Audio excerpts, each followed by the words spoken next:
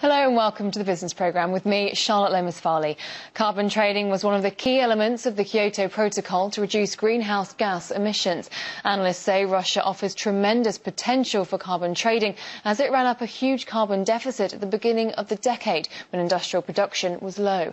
Joining me now to discuss how the system is supposed to work and where the money is Michael Wilkins, the head of carbon markets at Standard & Poor's. Thank you very much for joining us. So first of all, could you just explain how does carbon trading work?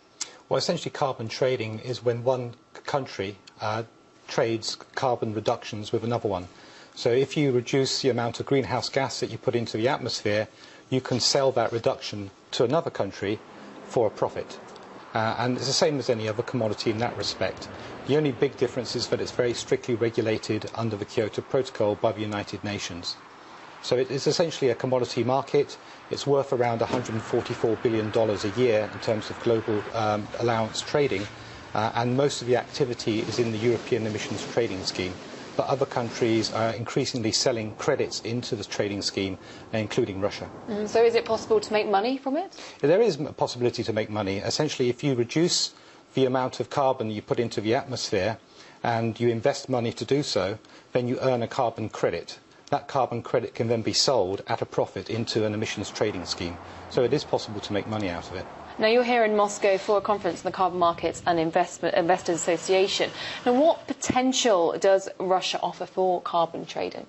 Well, Russia at the moment is embarked on a major milestone in terms of its carbon trading activity. It's just approved the first 15 emission reduction projects under the JI scheme, which stands for Joint Implementation. Those 15 projects account for somewhere in the region of 37 million tonnes of carbon reductions, and they are going to be sold into the international market. Now, while that's not a huge amount of carbon reduction, we're talking about 370 million euros in terms of the value, compared to 144 billion overall globally, it's still an important start for Russia. We've been waiting for 4 years to get to this stage.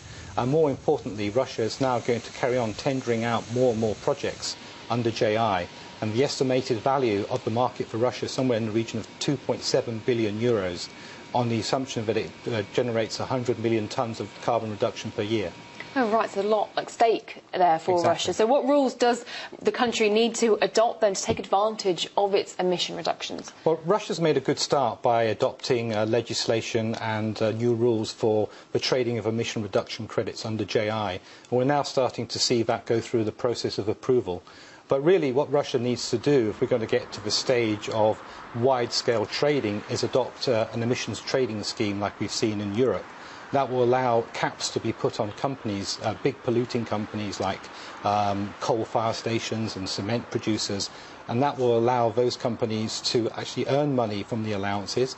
There will be a trading system, and then they can also buy and generate offsets. Again, that will be a multifunctional system like we see in the EU.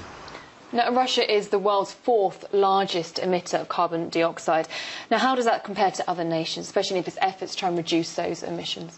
Well, up to recently, Russia has done precious little to reduce its carbon emissions because Russia has a huge amount of resources in fossil fuels.